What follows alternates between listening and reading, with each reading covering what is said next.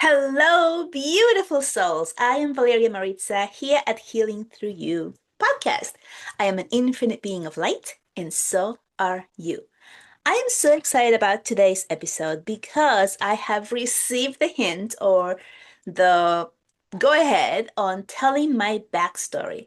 And the reason for me to share this backstory is because it really feels like a lot of you who are just listening in, just tuning in to your own abilities, waking up, becoming aware of different things might be able to see yourselves in my story. And so this is going to help you figure out where you are on your path, what it is. You're not crazy. This is the story. So let's begin. My first awakening, or when I first woke up, was in 2020, except I didn't know that's what was happening.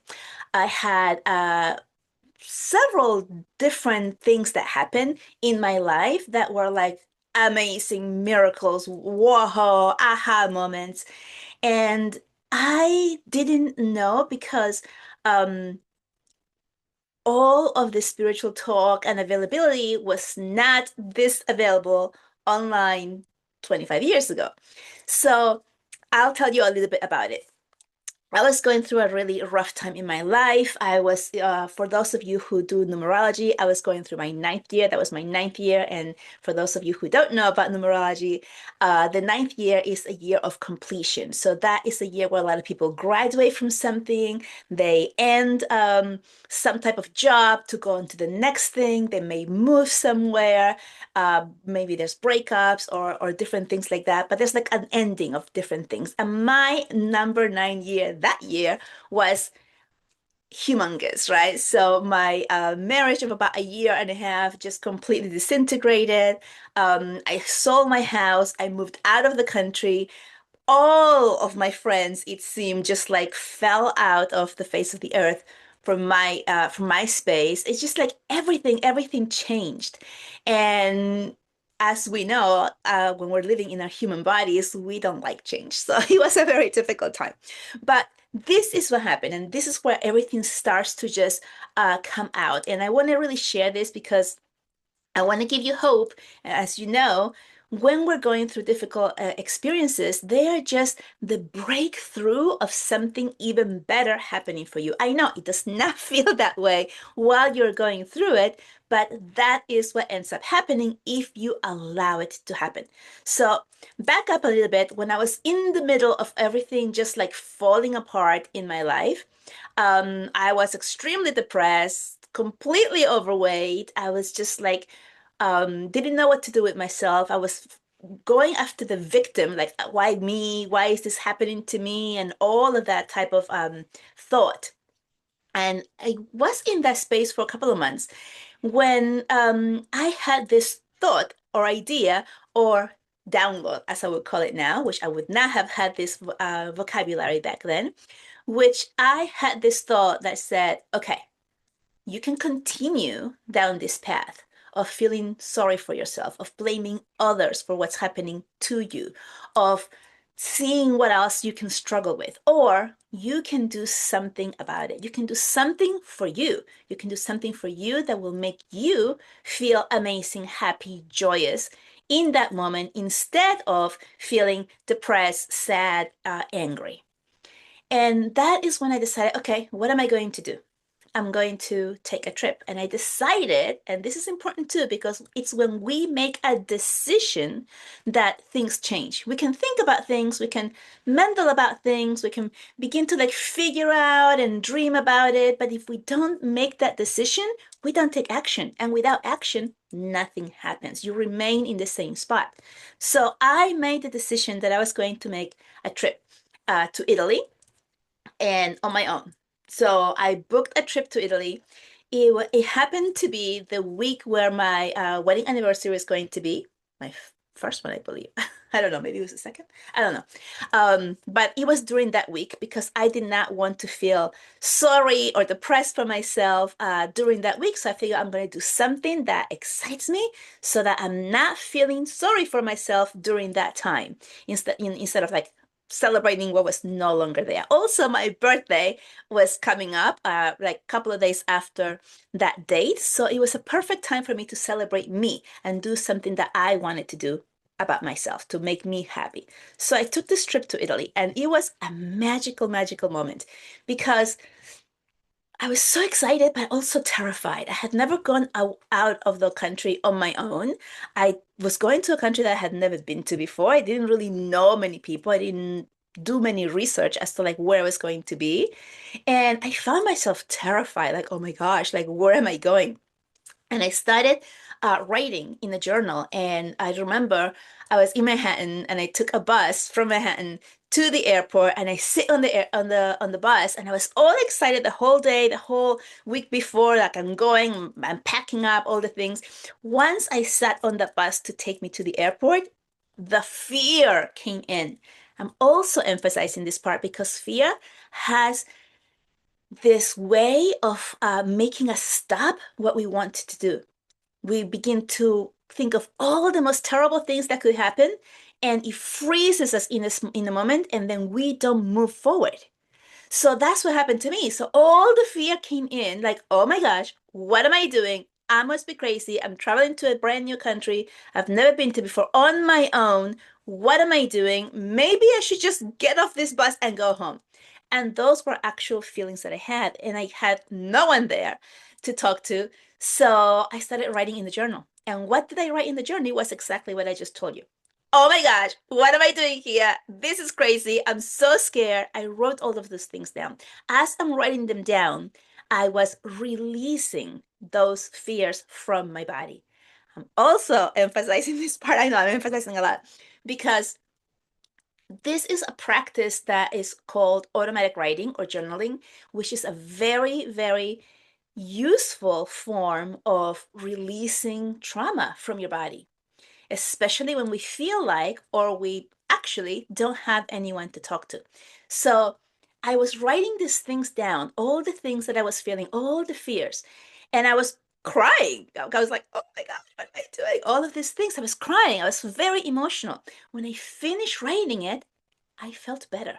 Why did I feel better? Because I put them out of my body. I used my physical body to put them down on paper. I used my hand while I was writing, and all of those fearful emotions came out, and I left them there on the page. Then I closed the book, and I felt like, okay, I'm excited again. I can do this.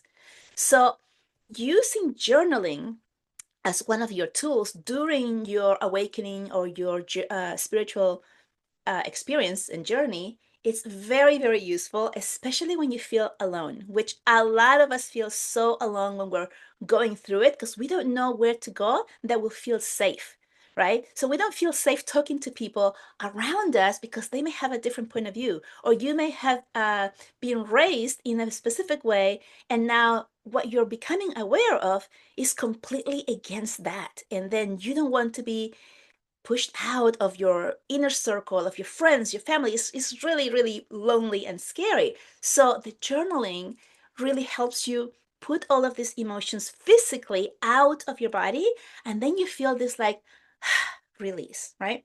So anyway, that's what happened to me. I went on, I took the flight, I went all the way to Rome. Once I got to Rome, I had to take a train to Venice, and I took the train to Venice. It was a wild ride, not going to get into that. Got to Venice, then I had to walk to get to my hotel, carry my suitcase to the cobblestones, which like the suitcase is like boom, boom, boom, boom. Like I was not aware of that either. I get to the hotel, no elevators. I also did not know about that. So you're carrying the suitcase up. I get up to the second or third floor, and I had a little balcony, and I opened the balcony, and the multitude of people walking right there, right outside my window, was like all of these people, the noise, everything. And then I felt unsafe. Again, I had never gone anywhere else like that by myself. I was in a brand new country all by myself, and I felt unsafe. I was like, oh, what have I done? And then what happened? The fear came in again. The fear that comes in to stop us, right? So again, I took out my journaling because I didn't know what else to do. And just to be clear about this, my journal was this big like regular size page, what do you call that? Sketchbook. I have bought a sketchbook because my intention was to draw whatever I saw in Italy because I was an artist. I was studying, I had art, I studied art, so that was my intention. But then because I had that, it became my place to write because I didn't know what else to do. And it was just like an intuitive thing, like let's start writing. And I used that book to write. So my sketchbook became my journal without intending it to be. Just putting that out there. So I wrote again all the fears that I had in this book. I was extremely exhausted with jet lag. I had been traveling through the night and then taking planes and trains and walking to get there. And I just took it up, went to sleep. I woke up in the evening and I just went out for a walk in Venice. I found it to be the most romantic place, the most beautiful place. And I was very sad that I was there by myself. So I don't recommend you going there on your own or if you're not attached. I don't know. That's just my take on it. So that's what happened. Then the next day, I took a little boat to a church and I went into this little church. It was a white one, like a dome. And I walked in, I sat down, and as soon as I sat down, I heard my mother's voice speaking to me just as clearly as you're hearing me now. And my mom had just passed away on my ninth year. So she had passed away like less than a year. And I sit there, close my eyes, and I hear her speak to me. And I had this amazing telepathic conversation with her while sitting in this church, this Catholic church in Italy, tears running down. It was like I was in a different place in this bubble where I could sense her, feel her, know her, hear her. And I had this back and forth conversation with her, and I didn't want to open my eyes because I knew that if I opened my eyes, it was going to end the conversation. It was going to cut whatever it was that I was having. It was an amazing, amazing experience that I had. And then after having this conversation, it came a time where I don't even remember how it ended, but it ended. And I opened my eyes and I saw this tourist walking by and they were looking at me because I had like tears coming down because I was so emotional that I was talking to my mom who had just passed away. So I was like, oh wow, I'm in a public place and people are walking around and they're watching me, right? And I was in my own place. So I didn't care. I was not aware of anyone else. It was just me and this energy that was communicating with me in this church, which felt sacred, which felt safe. Now, I grew up Roman Catholic. So communication with anything of this type is frowned upon, is not looked as something that is nice or you're supposed to be doing. So for me, all of that went out the window. I mean, I just didn't judge it as anything bad, even though that was the teaching, because of what I felt. Now, here's another clue for you. Trust what you're feeling. What is it that you are feeling inside that is going to give you all of these beautiful gifts and all of this truth about who you truly are? Because all of the things that we have been taught are really not true. And I know this might be controversial, but, or maybe it is controversial, especially if you grew up Catholic like this or religious like me. So I was like, okay, this is amazing. I couldn't believe it. It was so magical. It was so amazing. My mom gave me all kinds of encouragement. Oh my gosh, I'm feeling like emotional just thinking about that time. Telling me how proud she was for me and how I was doing the great things and how I had chosen me for the first time. And it was just incredible. Excuse me. So, so that was a really amazing gift that I had, right? And I didn't see it as a gift, or I didn't see it as like I'm able to communicate with the death or with the departed or with energies from a different realm. I didn't see it in that way at all. It was just something that happened. It was a natural thing for me. I loved it. I embraced it. It was amazing. I felt safe. I also didn't feel that I was doing anything wrong because I was in a church. So I didn't feel like I'm communicating with something evil or something bad because I was feeling like, hey, I'm in the house of God right now. So, and I didn't ask for this, it just happened. So, I felt so good about this. My mom also gave me messages from my siblings, which I came home to give to them, and they didn't want to hear it because they also grew up Roman Catholic, and not having had the experience that I had, for them, they were still looking at the teachings, at the book of like, this is not something that we do. This is not something that we embrace or that we like or that we want to hear about because it's supposed to be evil. So they did not want to hear it. And I'm a Taurus and I'm very strong-willed, and I didn't want to hear about that. I was like, hey, mom gave me a message for you. I'm giving it to you. I'm delivering it. I don't care what you feel. I know. Now I know like that was not as good to feel that way, but I was like, I got a message for you. I'm gonna deliver it. You deal with it with whatever it is that you have. So I did, and they were not very happy with me, but that was the thing. Okay, going back, I had another amazing gift that happened. So I happened to be there during the Jubilee, which I didn't really know what the Jubilee was, but while you're in Italy, this huge doors in specific churches get open. And once you walk through that door, all of your sins are forgiven. I didn't know this was a thing. I didn't know it was happening, but it was happening at that time. So I go to visit this church, St. Peter's Basilica, where the Pope is and everything. And inside that beautiful basilica, there's La Pietà, which is that beautiful white marble sculpture of the Virgin Mary holding the body of Jesus, all carved in marble. It's just amazing. Like a lot of beautiful, amazing things are in that church. So anyway, I walked through that portal and I literally felt my body lift. I felt like all this heaviness, all this darkness, all of this feelings of I'm doing something wrong, or I failed at marriage, all of those things just lifted and I felt amazing.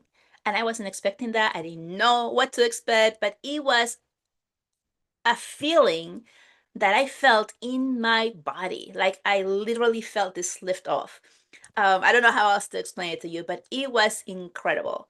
So that was the second thing. I was like, okay, amazing. The third miracle that happened for me was I was walking through the Spanish Steps, and I walked all the way up the Spanish Steps. On the top, there was another church, and I walked in the church. They were having a wedding.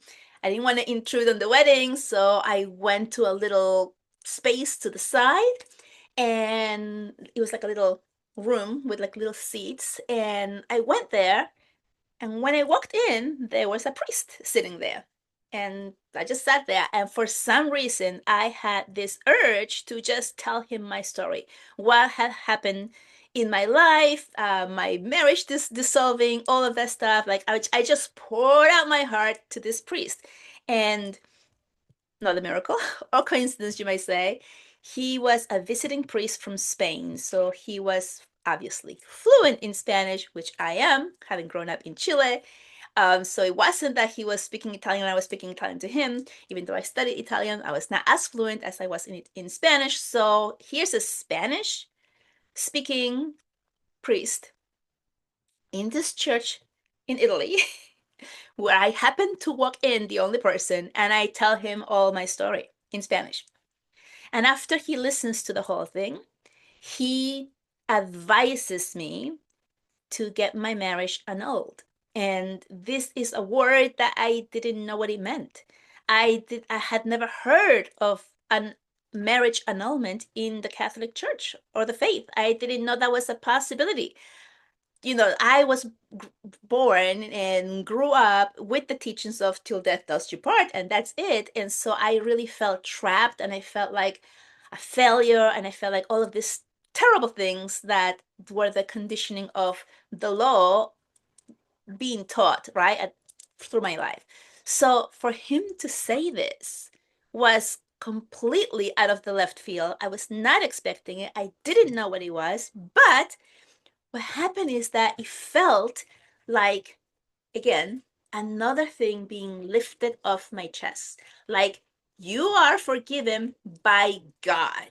Like that's how it felt, because I wasn't asking for this. I didn't know that was something to ask for. It was offered to me based on my situation, based on my story that I shared. It was offered to me through this priest in a church in Italy. So to me, it was like, oh my gosh, I am getting a blessing from God. I am getting the go ahead to let go.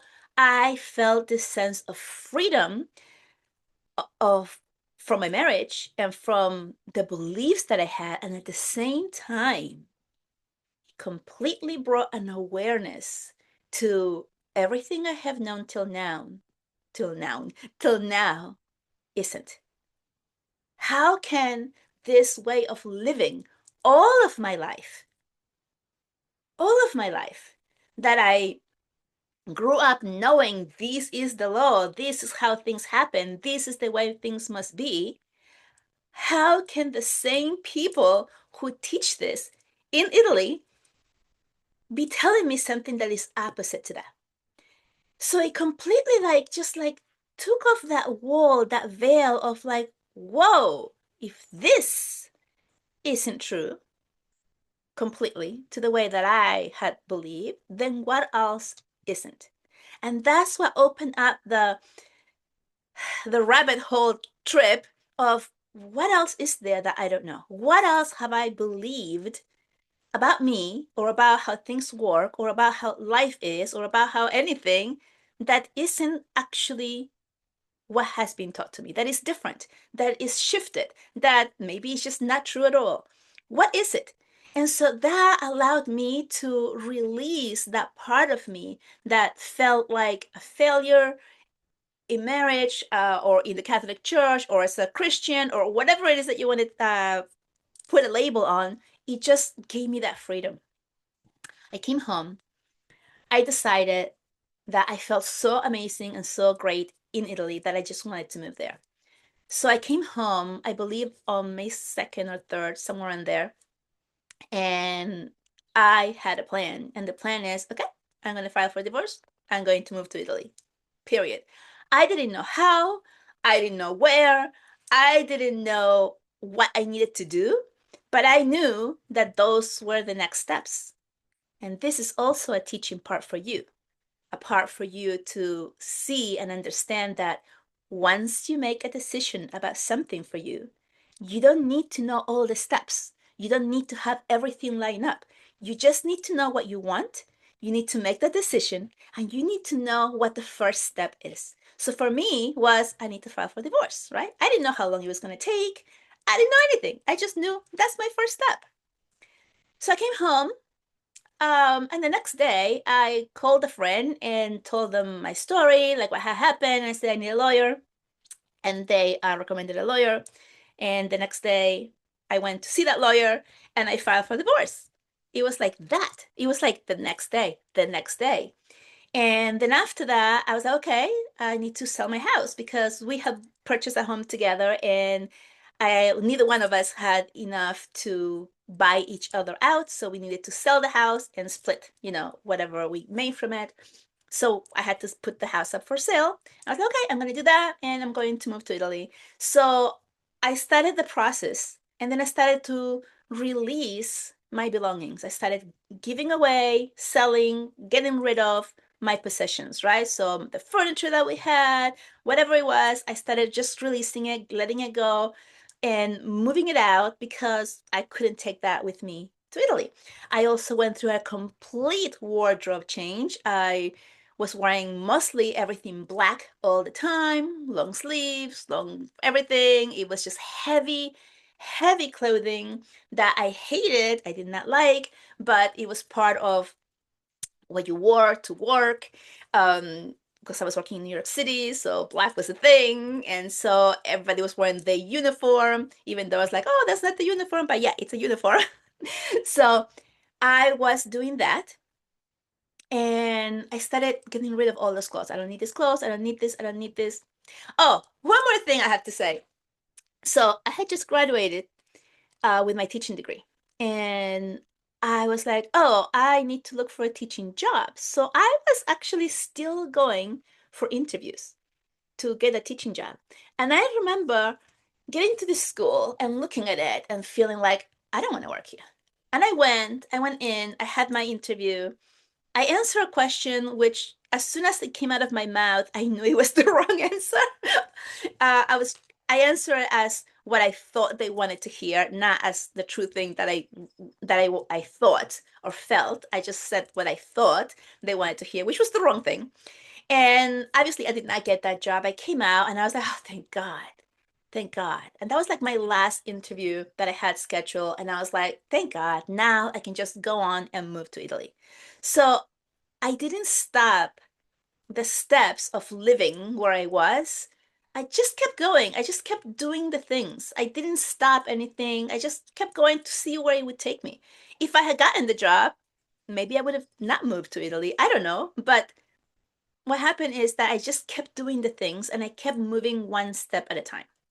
I also remember that while my house was on sale, we finally got a buyer. Things were not like now that houses sell so quickly.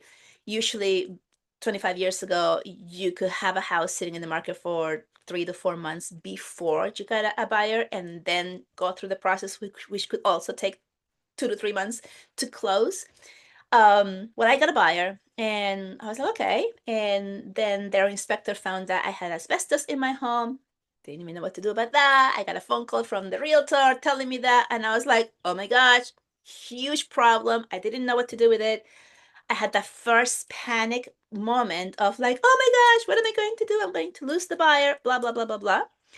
And that's what's called going down the negative spiral, right? You think of one thing that is not to your favor and you begin to spiral downward with negative talk and with doubt and with fear again, all things that if you listen to them or you allow them to take over your space, what happens is that they make you stay in that space of fear of I can't do it, it's not going to work, and then you do not move forward. Fear is the biggest thing that makes us humans stay in the same place and not move forward. And when we move forward, there's always a better outcome. Always, always, always a better outcome than what we're going through.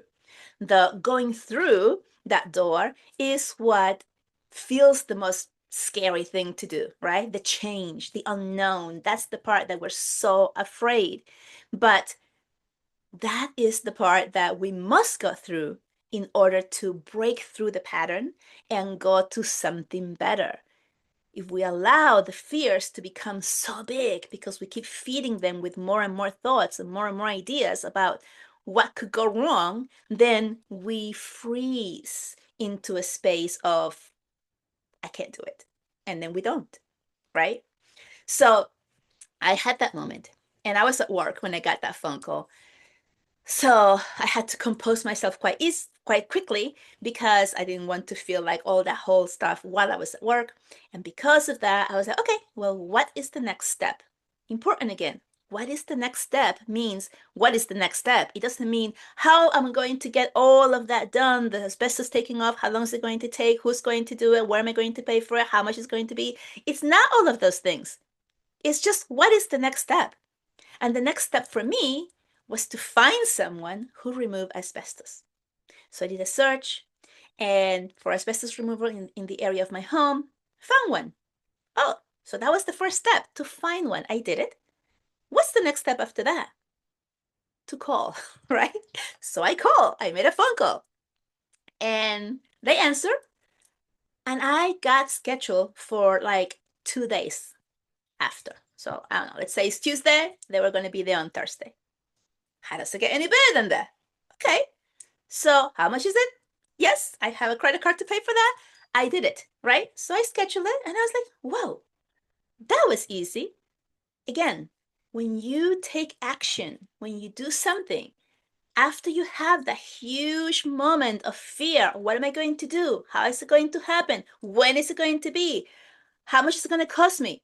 Do I have the money to pay for it? All of the things that we give ourselves as fearful, then we don't move because of all the things we are projecting that could go wrong.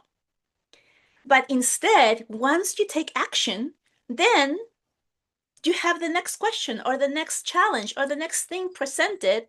And then that's when you think about or you figure out the next how to do it, right? So, oh, I do this. Oh, I have a credit card. Oh, I can put in the credit card. Boom, done, right? So I did that. 2 days later, my house was asbestos free. Beautiful, completely. It was like a 1 day job. They did it. I couldn't believe it. I was like, oh my gosh, my basement looks amazing. Wish I had this when I was living here. Not now that I'm leaving, right? How many of you have sold a house and then done some repairs and then were like, oh my gosh, why didn't I do this while I was living so I could enjoy this instead of whomever is going to buy it, right? So that happened. I was like, okay, so that happened. So things happen quickly. My divorce moved quickly. I believe it was 6 weeks. June.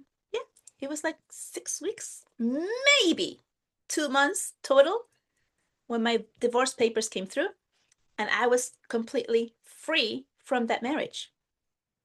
I had to do that before I did the annulment thing, by the way. It's a whole other process if you're looking for annulment from the Catholic Church. You have to get divorced first, and then you can apply for annulment. You cannot get annulment without having the first legal part done first. So that happened, completely dissolved. I had a coworker who was older than me who was like in awe. She's like, Valeria, I have never seen someone move through a divorce that fast. How are you doing it? Valeria, I don't know how you're selling the house so fast. How are you doing it? Like things were just happening for me. And they were happening for me. Also, notice how I changed the things were happening for me, not to me, which is what I was feeling at the beginning before I took the trip to Italy.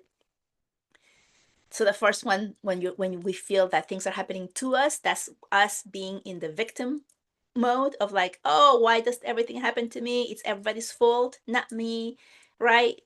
And then everything's happening for me, it's like, ooh, something is happening for me that I didn't want to do that feels really icky and hard, but there's something better waiting for me, which I don't know what it is, but I have faith.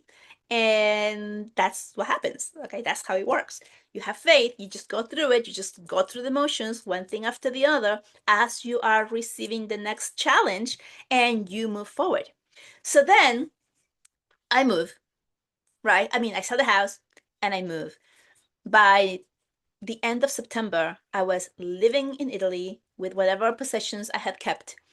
I had sold the house, I had gotten rid of all of my other property that I had, and I was living in Italy on my own. Amazing experience, fabulous. I could have never dreamt this, thought of it, or decided that that's something that I wanted had I not thought about me first. What can I do now so that I can bring happiness to myself instead of feeling sorry for myself? Which was the thought that I had in early March, I think it was. And that's when I had decided to take that 1 week long trip to Italy, right? Had I not taken action on that, none of these other things would have happened because I would have still been there. I wouldn't have had a dream of like, oh my gosh, I feel so amazing here. I want to live here because that's what happened. I felt so amazing in Italy that I wanted to live there, and that's what I did. So that is how my first awakening happened. But I didn't know that that was an awakening or an awareness or whatever. I had no words. It was just like, this is life. This is what I'm doing, blah, blah, blah. Okay. After that, about about a year after that, I moved back to the States and I was, living here.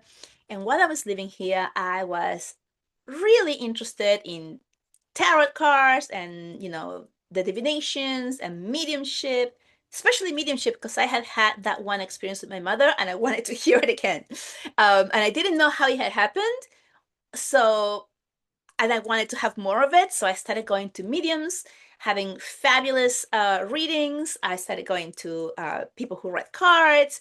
I started doing yoga. I started going to meditation. So like one thing after the other. And while I was doing all of these things, I was working as a teacher, an art teacher, just to clarify. And but I was really interested in all of these other things. And every time I did something, like I went to a mediumship, I was like, oh, how cool would it be if I could do that? Or if I went to yoga, I was like, oh, maybe I should be a yoga teacher. So every time I would find something else that was more metaphysical, I would be interested in it and I would think, oh, maybe this is something that I could do. Maybe this is something that I should go into. But it never felt perfect or it never felt good enough, as in, yeah, go study that and do that and teach that, right? It just never felt that way, but it felt like this is my path. My path is more of this now. I just don't know what it is. And nobody from all of the psychics and mediums that I went to see ever told me anything like, oh, you can do this or you have any gifts. Like you see other people, other mediums or people on TV who say, oh, yes, like every single medium that read me told me, oh, you're going to be doing this. I did not have that. Okay. No one said anything like that to me. So to me, I was still seeing them as being something special or something different from me, as them having a gift that I didn't have, right? And this is also important for you to know because we all have that gift. We all can connect with other realms if we want to, if we choose to, if we're leaning into that. We all can do it.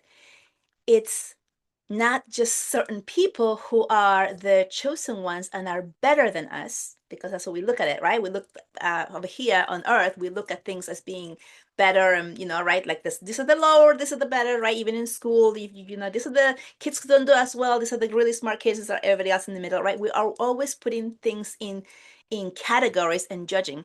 But we are all divine beings. We are all able to connect. We are all able to do these things when we choose it, when we ask for it, right? And having been born and through the Catholic Church, I mean, being not born through the Catholic Church, but being, what's the word I'm looking for?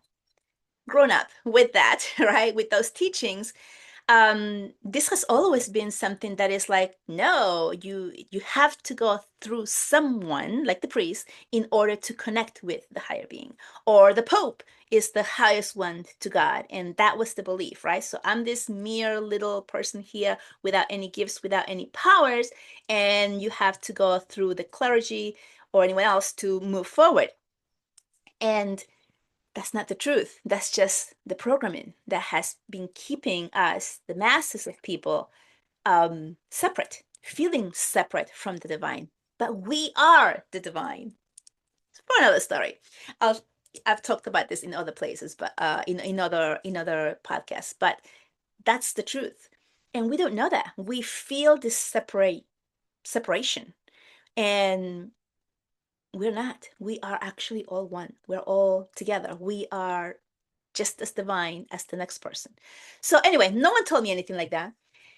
And then towards the end of my time, because I was living in Nashville, there I was taking meditation course, or not course, like a classes, just going to meditate in a class. That's what I mean, not a class to teach or anything.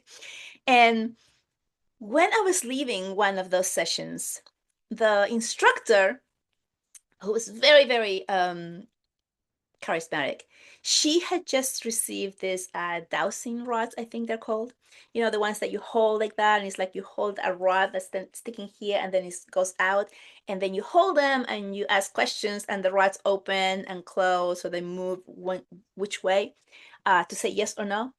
You can see some people like on YouTube that do this all the time, and they ask questions from other realms, and then they say yes or no, right? So she said, "Oh, I just got this like a couple of weeks ago. Let me try them. Let me try them on you." And I was like, "Okay." So she just puts them like this in front of me, right? And both rods moved towards my left, right? So her right, my left. So they both moved that way. And she goes, "Oh, Valeria, you're living in the past." And I got this huge emotion of almost anger or like, what? There's no way. Like, my life is so much better now. Don't tell me that I'm still holding on to the past. And I said, what? No. And as I said that, I took my hand and I went like this. I said, no, I'm living in the present. And I went like this with my hand and I moved her rods. I moved her rod that were both on my left, like pointing this way, and they opened up. And she went like, oh my God. She's like, how did you do that? She goes, you might have some, whatever, gift or something. That was the one and only time that anyone said anything to me about maybe I could do that. But I didn't pay any attention to that. It's like, yeah, right. Like, I didn't think that that was something big or significant. I didn't think anything of it. As a matter of fact, I'm extremely skeptical, and I thought she's just moving this rod by herself, right? Which now I know that you can't do that while you're holding them like that, just moving them. I mean, maybe you could. I don't know. I actually don't have any of those rods. But that was the first time that somebody said to me that maybe I could do something. And I'm telling you this because I didn't pay any attention. In other words, I didn't believe it when this happened. I also didn't pay any attention when I had that conversation with my mom. I didn't look after it. I didn't look to see if I could do it again. I was just looking for mediums to do it for me, right? I just, it was like it was a thing that happened and that's that. And you might be right now feeling or thinking back of situations when you had something similar happen to you or for you, and that you also dismissed it as nothing or coincidence or it just happened, or maybe even negate it and say it actually didn't happen, which I did a lot on myself as well. So, okay, move back. After that, I started attracting more people that were spiritual or that were into, oh, let's go to a medium or let's go to a psychic or let's get our palm read or let's, right? So any of that type of stuff, I started attracting people that like that as I did. So that's kind of like finding your tribe, finding people who are mind like you, right? The way that you're switching or shifting into, you are finding people that like those things and want to do those things with you as well. So I started finding that. I started having fun, going places, interacting with people like this. And then something else that's really magical happened. I had a friend, he um he never said anything about having any types of gifts. I didn't ask, that's not a thing that I was looking for. But I remember that I had a really big stomach ache because I had overeaten something. And I was on the phone with him and I said, oh, I ate too much. I made extra food so I can have for tomorrow, and then I ate it all because he was so good. How many of you have done that? So my belly was just like really in pain, and I was like, I don't feel good. And he goes, oh, let me see. He goes, put your hand on your belly. So I did, and then he goes, oh, that's why are you doing that? That feels terrible. I'm like, what are you talking about? You feeling what I'm feeling? He's like, yeah, I can feel it. And I'm playing with it. I'm not negating it. I'm just going along with the conversation. And then my belly starts to feel better. And he's going, oh, that's really uncomfortable. And I'm like, what's going on? But I'm not questioning it. I'm just allowing it, which is a really important question if you're going through your own spiritual journey. Allowing things to happen without questioning it. If it feels good to you. This is also very important, right? If you're feeling fearful, like, wait a second, I don't know, this doesn't feel right, like, like your gut feeling when you know something's not right, then no. But if it's feeling good and you're going along with it, then go along with it. So he's saying these things, and then my belly ache went away. And I'm like, how did you do that? He's like, I don't know. He goes, I just felt it in my body and now I don't have it anymore. I'm like, I don't have it anymore. And he's like, okay. And then we just laughed about it, and neither one of us made anything out of it. We didn't continue questioning it. We didn't want to look into it. It was just like a thing that happened. It's kind of like, I don't know, like when you give advice to somebody over the phone. It was just that simple. It was so beautiful. Like now looking back at it, like, wow, right? But that helped me remember that I could do that. And I'm not, and again, back then, I did not realize that I was remembering that I could do that. I'm remembering, I'm putting all those things together now after all of these years of my spiritual awakening and inner work that I have done. Now I know what happened. But back then, I didn't know. But this is what happened. I started having my friends call me out of nowhere and telling me, hey, I have a headache. Can you help me? Why would anybody ask me that? I wasn't advertising anything. I didn't know I could do anything. I don't know why it happened, but somebody got the hint or the call to, hey, you have a terrible headache, call this person and ask if they can help you. And they did. And I answered the phone and I said, yeah, sure. I don't know why I said that. I did. I put my hand on my head and I started immediately feeling this headache. And I said to this person on the phone, is it on your right side in the front? And they say, yeah. And I was feeling it. And then instinctively, I started sending that pain down through my body, out through my feet, into the earth. Don't tell me, don't ask me, I should say, how I knew to do that, why I did that, what came over me to put my hand on my head and begin to feel and then decide to send this down through my body, out of my feet into the earth. I have no idea. It just happened. And then they said, ah, thank you. The headache went away. And I was like, really? I was like, okay. And then we hung up the phone and that was it. And I thought, yeah, that didn't happen. Have you had anything like that happen to you? One of my gifts is that I can take pain away, physical pain, from someone else. Um, I don't know how. It just I'm telling you exactly how the first time this happened with me. And it happened right after my friend had done that for me. So that was a remembrance. When my friend did it for me, and again, he didn't know where it came from him. He had never done it before either. He had, because I had a conversation with him later, like many months later about it. He had no idea why he decided to ask me to put my hand on my belly, to do it that way. And what happened, he had no idea either. He just felt like do this, and he did, and it worked. And he was just as shocked as I was that it had worked. Like neither one of us knew. So maybe you are going through something similar. Maybe it's different, but maybe it's similar. Maybe it's annoying. Maybe it's like you know what to say to someone when they ask you. Maybe you just know something about the person. Maybe you know where they're holding on to the illness. Maybe it just, I don't know, right? Because we're all different. We all have different ways of connecting to our own unique gifts. So maybe you now are thinking back of like, wait a second, I've had XYZ. Maybe you're seeing spirits and you're afraid of them. And maybe you're thinking now, wait, I've seen shadows out of the corner of my eye. It really scares me. But now maybe you're putting that together. Maybe this is awakening something within you to help you remember that this is one of your gifts, that this is something that you can do, that you can actually communicate with other realms. And there is a reason, purpose, and way for you to help someone, whether in spirit or in human bodies, right now.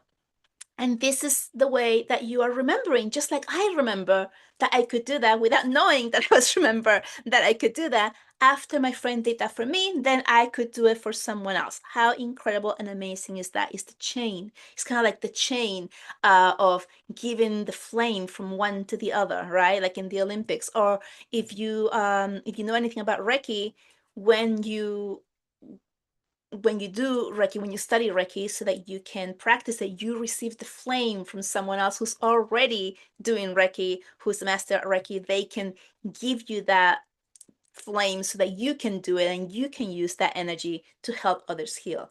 So it's almost like that, right? But here's the thing. Like for example, in Reiki, there's like all of these different things that you must follow, right? These rules, this order of things. You do this first, you do that, right? You make this sign with your fingers, you imagine this light. So there's all of these rules of how to do it so that you can activate that light and then use it through your hands onto someone. But what was happening with me and my friend didn't have any of these rules. It was just a natural thing that was just happening. It was a remembrance of something that I guess did before, and now I'm remembering that I can do it, but I didn't know I was remembering. It was just like, oh, now I can do this, right? Okay, so many years went by where I was playing with this energy. And playing with the energy means this: going to see psychics and mediums and playing with energy and see if I can help other people remove the headaches from their bodies, and then taking it away from myself, saying, yeah, that didn't happen. They just said that because they're my friend, or whatever else that is taking away what just happened, because it is so incredibly unbelievable that you just can't hold it within you. Like, yeah, that cannot be, because I have been taught my entire life that that is not possible, right? Have you been told your whole life that whatever it is that you are going through is not possible? That's the thing, right? So now begin to feel back into your own experiences. What have you been going through that you can feel and make the connection like, hey, maybe that thing that I was going through is instead of isn't.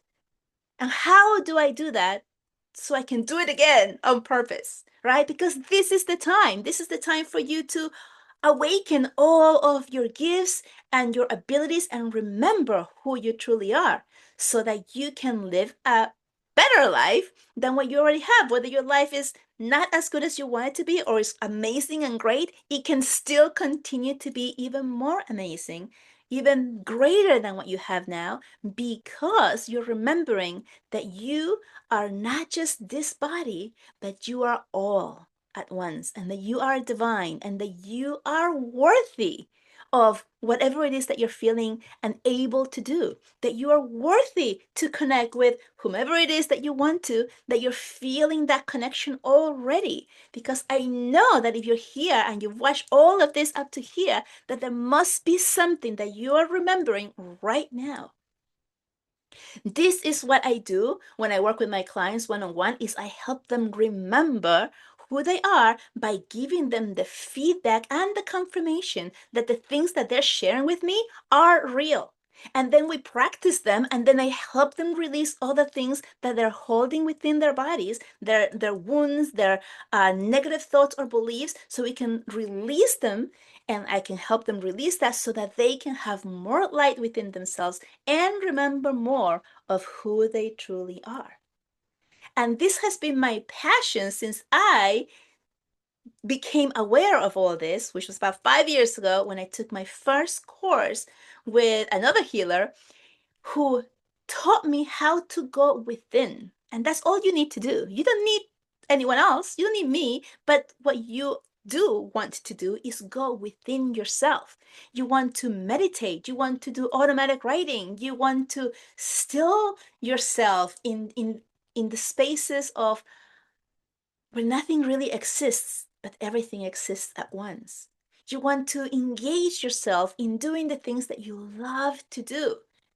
And while you're doing those things that you love to do, you're rising in your energy, in your body. And when you rise in your energy here, what you're doing is you are connecting more with your higher self, with the true divine part of you. And while you remain in that space of ecstasy, what happens is that you begin to remember, make those connections, and bring those memories back to the now, into your body, so that you can remember who you are.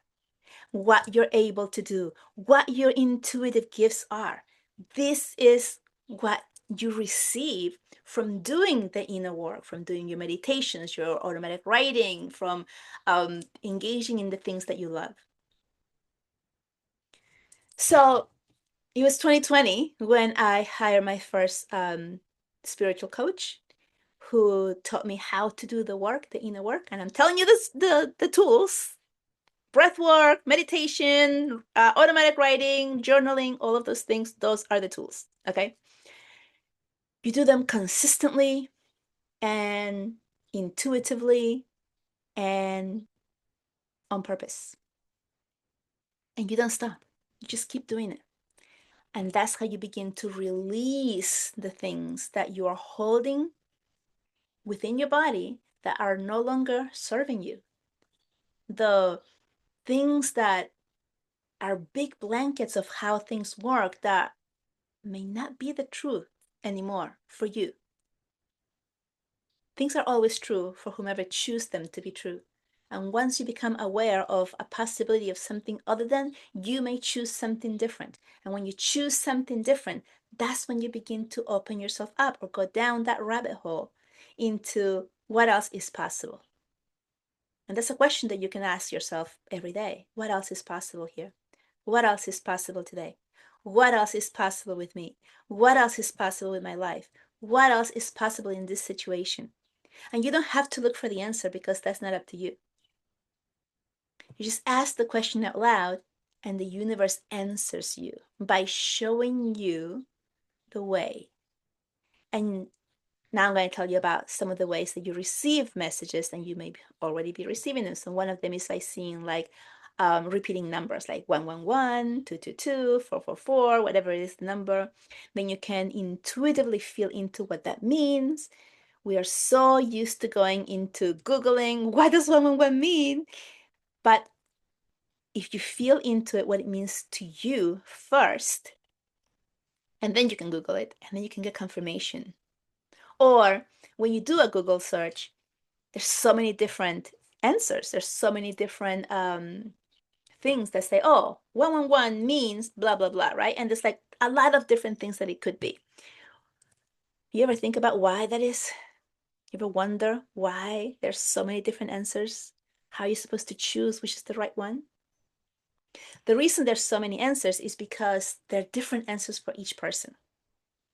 So if you see a number, a repeating number like 1111, first feel into it. What does that mean for me? Pay attention to what you were doing or thinking or talking about right before that was presented to you. And then see if you can make a connection of a knowing or a remembrance of like, oh, maybe it means this. And then that's what it means for you. Then if you do a search and you get like 20 different answers, like on one means all of these different things, is because there's different people who have done what I just told you and then have posted it.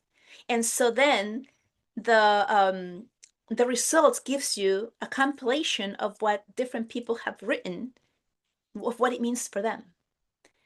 And if you're just starting, you might want to read them and you might be going like, nah, that doesn't feel right. I don't like that, whatever. And then you're gonna read one and says, oh yeah, that feels exactly like what it is. That or you like the answer. You're like, oh yeah, I want that to be the answer because that feels really good. And you feel this excitement, a little bit of excitement about it. Then that is the answer for you. That's how you know which is the answer. But I ask you to first tune into yourself so that you can feel into what is the answer for me, what is the meaning for me, what are my angels, what are my spirit guides, what is my divine being trying to tell me and convey to me. And the answers are always there, and there is no coincidence. Everything is always happening for you in a way that is delivering to you exactly what you want. Here's something else. The more that you lean into receiving the message and then paying attention and believing it or trusting it, the more that you are going to get more guidance, more answers the next time. Because it's like a relationship. If you meet somebody new and you talk to them once a month, that relationship can grow, but it's going to grow really slowly. because you're only meeting with them once a month. If you're talking to them every week, that relationship is going to grow so much faster because now you're talking to them 4 times as often as if you would have once a month. And you're going to grow that so much faster, and you're going to get intimate into your conversations so much faster. And you're going to get to know that person so much better. And that's the same thing with you and your spiritual gift, or your intuition, or your spirit guides, or your angels, or whomever it is that you're trying to connect with right now or intending to. So the more you do it, the more you receive and the more you can trust the answers. All right, that is my backstory. I hope from the bottom of my heart that this has helped you see the gift in you, remember more of who you truly are, believe in the things that you are receiving, that you are becoming aware of, to continue to go down that rabbit hole. I hope that you are holding yourself in a beautiful bubble of love and know that you're not alone. And with that, I let you go. Thank you so much for being here. If you found this video helpful, if you liked it, please like it, subscribe, share it with other people. That is the only way that these messages can reach more people who are really needing it right now. So with that, I'll let you go and I'll see you next time. Bye-bye.